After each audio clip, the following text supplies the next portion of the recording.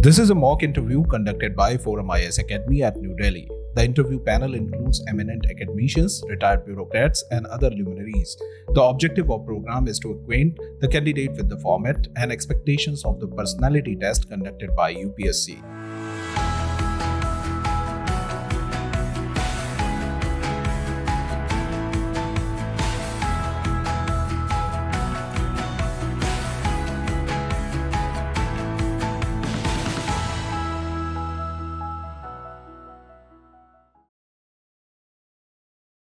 Come in, sir. Please come in, Swati. Good afternoon, sir. Good afternoon, Swati. How are you? Fine, sir.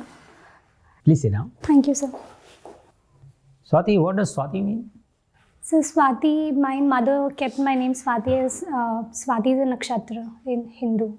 What is special? What is anything special about this nakshatra? So, it is just one of the 24 nakshatras. Also, so it is associated with the name of Lord Saraswati. 24 nakshatras.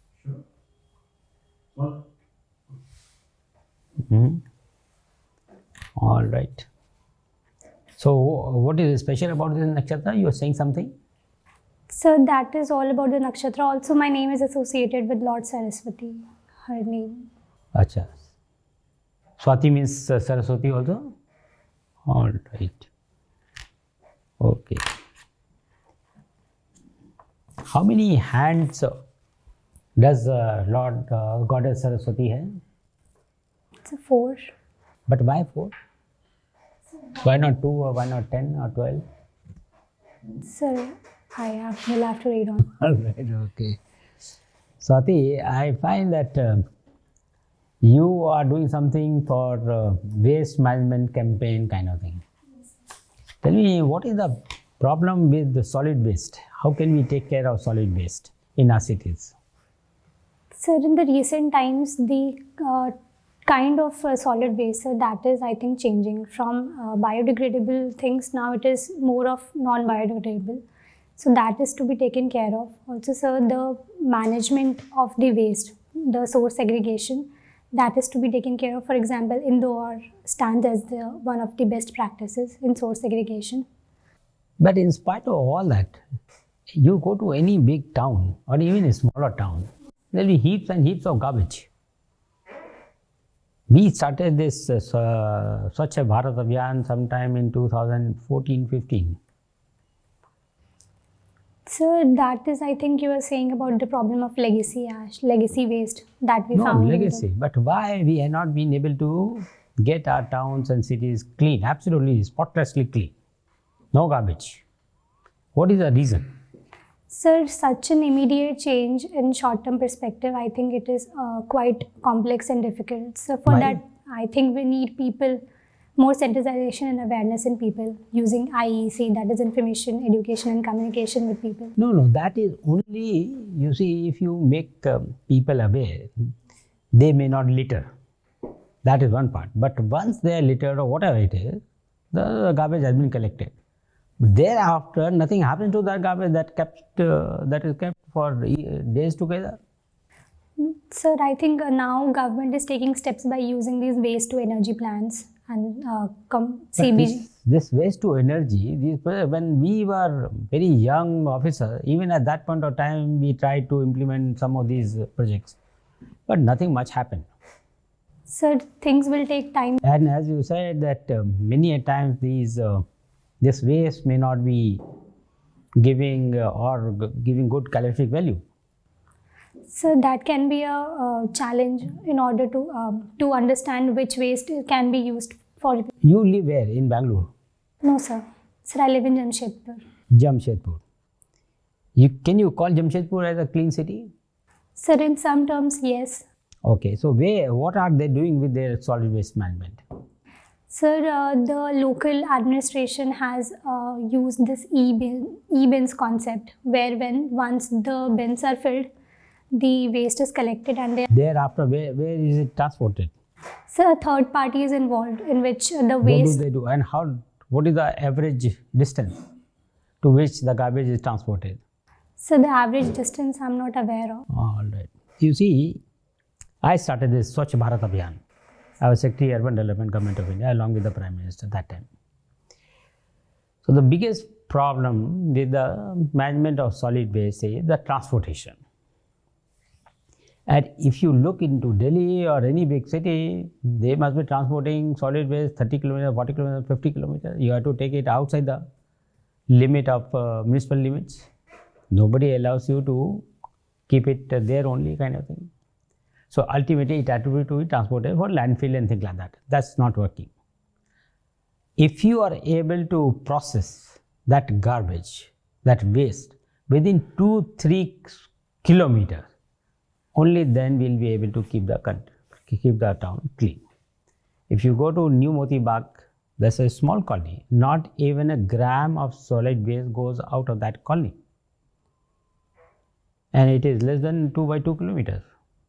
So if we can achieve that, it can be achieved everywhere.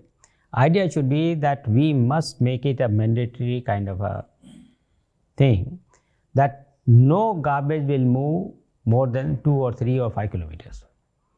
Because transportation cost is very, very high.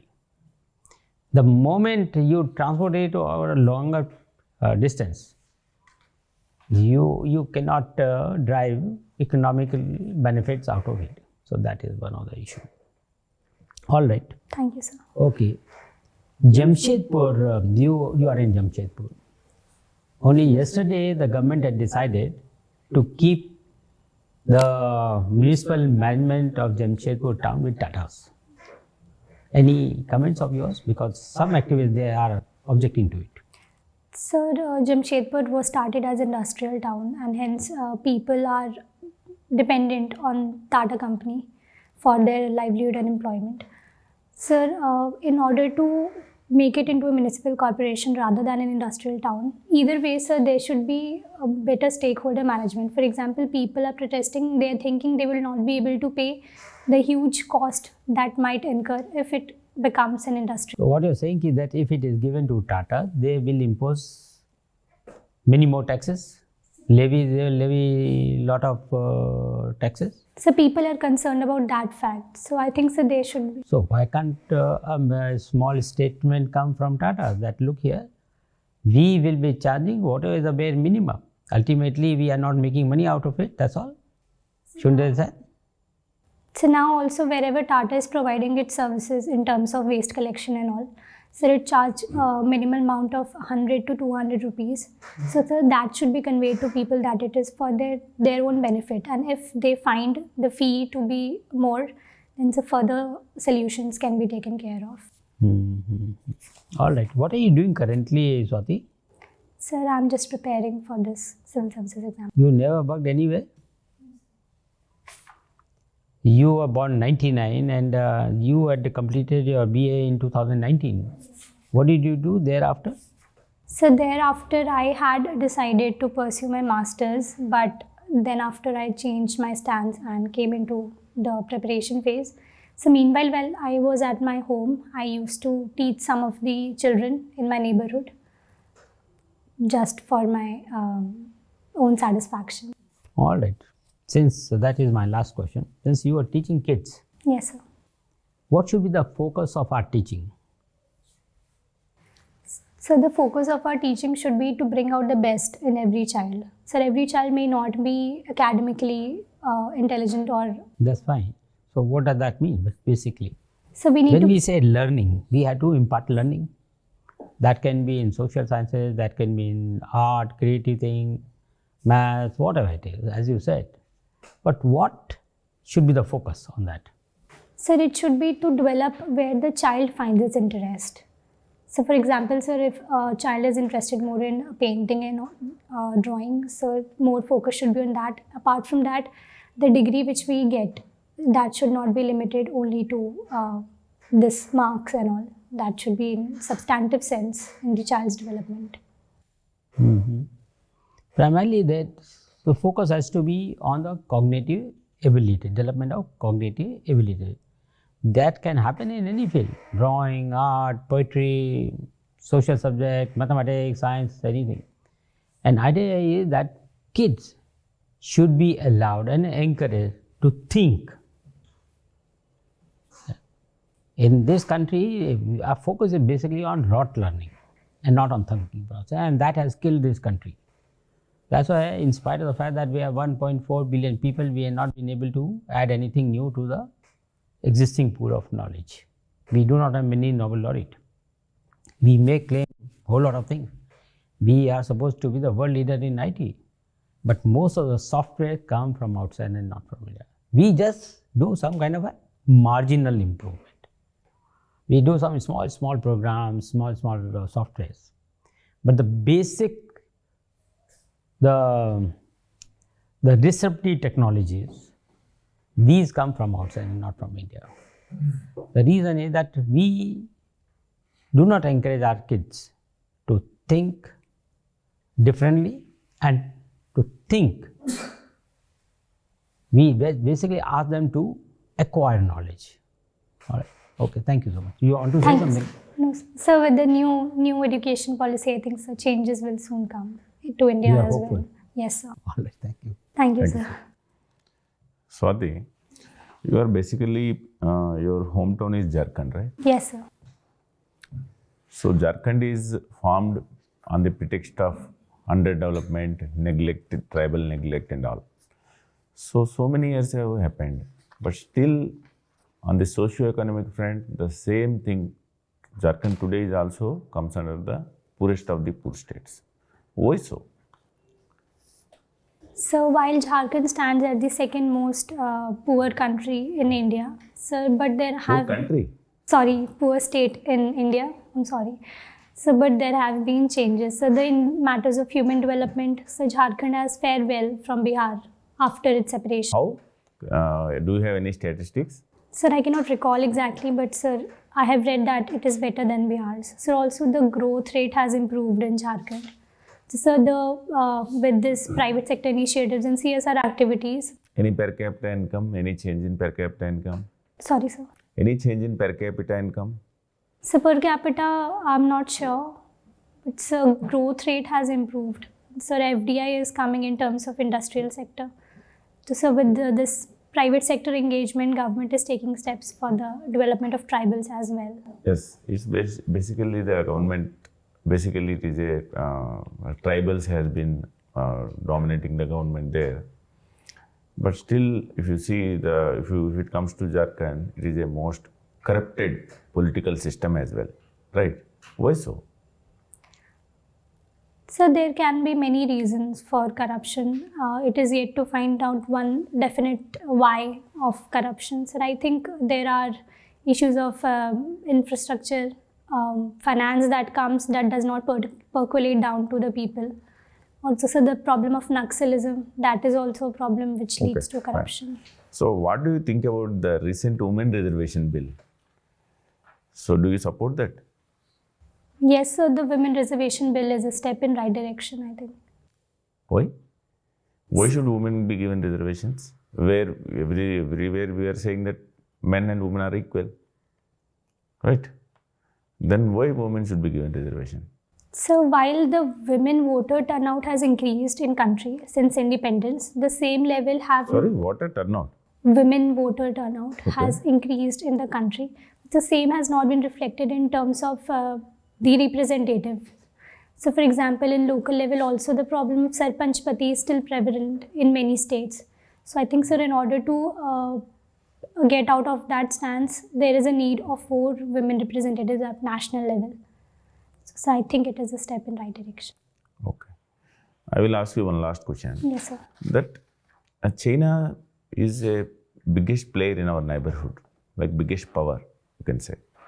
So how India is tackling with such a,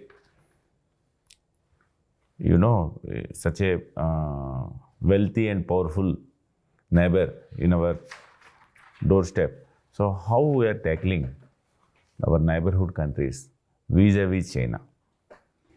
So China has been making inroads in our neighborhood, for example, in Bangladesh and Sri Lanka using its checkbook diplomacy. That is fine. How we are tackling? Sir, India is collaborating with these countries for using the third model, for example, using Japan and Russia, the Rupur nuclear plant in Bangladesh, in Africa, the the growth corridor in Africa. So such steps are taken also. So India is raising its voice for Global South and its neighborhood countries using neighborhood first policy, Act East policy. That is fine. That is theoretically it is fine. Whatever you are saying, all the. So any significant improvement happened in a last decade or last 5 years? So in terms of economic trade and all, that is also increasing with our neighbors, I think. Apart from some of the very neighbors, I think it is improving. I'm not talking about economic trade. I'm talking about the strategic point of view. Sir, I'll have to read on this. Thank you. Thank you, sir. Swati, you have done BA Honours, Political Science, and your optional was Political Science and International Relations. Yes. Right? Well, the question is that, for example, you joined Indian Foreign Service and you are our diplomat in USA. The question is, you come from the land of Gandhi and you are buying lots of crude oil from an aggressor country called Russia. How do you justify this? Sir, Russia has been our old friend. We have trusted Russia at many times, even during 1971 war. Russia supported India. It also has helped the least developing countries and developing countries. So I would not say Russia. If my friend commits a murder, would I stand in all the cases with Sir, that friend? So with Russia, India stands on national interest, sir, as India is an oil import dependent country. So hence we import oil from Russia, I'm sorry. We have two neighbors. One is China, another is Pakistan, right? For Pakistan, we do not have any violent clashes for last so many years. Still, we don't talk to Pakistan. And with China, we had so many clashes. Galwan was recent one. And still, we do lots of trade with China. Don't you think we are hypocrites of worst sort in the world? That poor guy, Pakistan, we don't talk because we are big. And that China is simply because it's too big to ignore. So we are simply saying it's okay. Sir, we have been dependent on China for a very long time for imports. Sir, recently also our imports from China have increased. But it is not like we don't want to trade with Pakistan, sir. So Kashmir. We are not trading anything. Sorry, sir. We are not trading anything. Sir, we do not trade, but it is not like we don't want to. So the Kashmir issue with Pakistan always puts out on the front. So I think that is a problem where Pakistan needs to understand that apart from Kashmir, there are other engagements that can happen so that we can find solution to the Kashmir issue as well. Do you still find there is any issue called Kashmir issue? So from Pakistan perspective, it is. So, sir, Pakistan, we need to communicate this so that for them to understand that if they consider Kashmir as an issue, we need to solve it through other We engagements. aspire to be global power Vishwaguru. Still, we have a country called Maldives. There is a population of 6 lakhs, a population almost that is population of Karol Bagh, right? Still, Maldives simply ignores India, does not listen to India. Number 2, Pakistan does not listen to India. Bangladesh is not having very good kind of relations that will, if the government changes there. So what kind of word guru, Vishwaguru we are that we are not even able to talk properly with our neighbors? Sir, I'll tend to differ on the stance. Sir, India as a Vishwaguru stands for the world as one family, as was our theme of G20. So there are issues between every countries, but so the issues should be resolved. So India as a Vishwaguru stands for Global South and for developing countries. How do and you for define Global South? Sorry, sir. Give me definition of Global South. So Global South and Global North were the terms that will start with the Brandt line. It is an imaginary line where we consider the less developed economies and countries as the Global South and the more developed ones as the Global North. Name any 5 countries that you think they are part of Global South.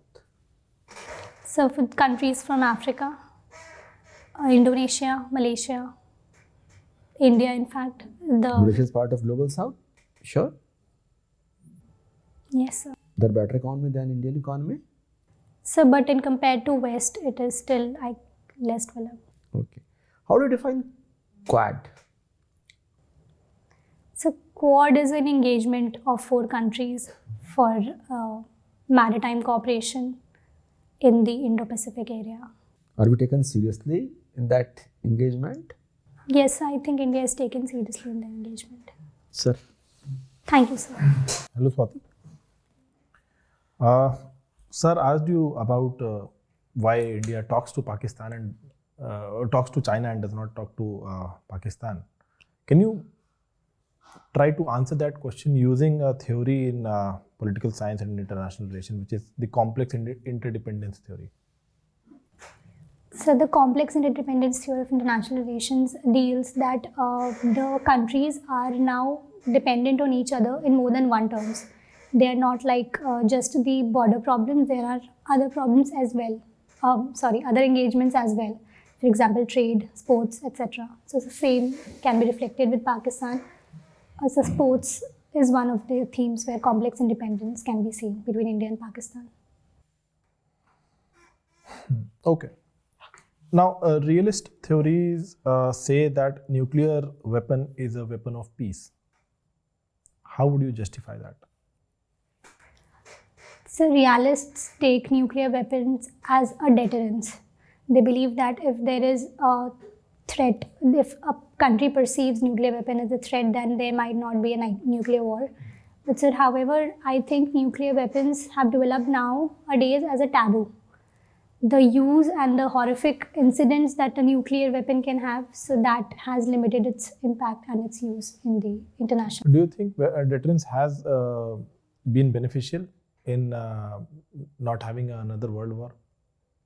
Yes, sir, it has been beneficial. So suppose we give nuclear weapons to Palestine and Israel. Will there be no conflict in that region? No, so nuclear deterrence is not the only way to solve the Israel-Palestine issue. So the It is issue. one of the way. Can it be solved through nuclear weapons? So providing nuclear weapons, I don't think is the right solution. Why? Suppose we provide nuclear weapons to Hamas and give nuclear weapons to Israel. Israel already has. Suppose we recognize that it has. What will be the outcome? So there can be chances of a nuclear war in the Middle East. So because it is. Why no deterrence in that case? So because one of the realist theory holds that at one moment, if a country does not perceive it as a deterrence, then a nuclear war can escalate. All right. Tell me the difference between the theories given by young Marx and mature Marx. So the young Marx dealt with the society based on economic determinants. So the mature Marx dealt with the alienation theory, labor alienation theory. You want to reconsider your answer? Sir, I'll have to read. Okay. Tell me what was the theory given by Mill on freedom of speech? Sir J.S. Mill was a new libertarian in the sphere. He was a transitional thinker. So he believed that every person has the right to freedom of speech and expression. However, that should not harm the freedom of expression of the other person, giving the harm principle. What is the harm principle? So the harm can be the societal harm at the major level. Are you sure that is the harm principle? So do you want me to explain the harm principle? So the harm principle deals with the fact that if I am exercising my rights and my liberties, so my rights should not infringe upon the rights of society or an individual level. If an individual want to do something on their own risk, they may do it. The state should not interfere. All right. Now you've studied both psychology and environmental studies at the same time. Can you give me examples, or rather explain me how behavioral psychology can be used to solve environmental issues? So behavioral psychology can be used to create awareness and sensitization. For example, as Sir mentioned, there is issue of transportation. Awareness. What other ways? So we can use the conditioning on people, condition their behavior in a certain manner. How do you condition the behavior? So for example, source segregation. Tell me some techniques to condition the behavior. Sir, exposure to a certain stimulus. For example, if somebody is throwing garbage on floor, And if we pick it up and throw it into the dustbin, so that would create a stimulus on the person and it might change their behavior. What is it called? So there are two types of conditioning, operant and classical. So this one I would consider as classical conditioning. All right. Okay. Thank you, Swati. Thank you, sir.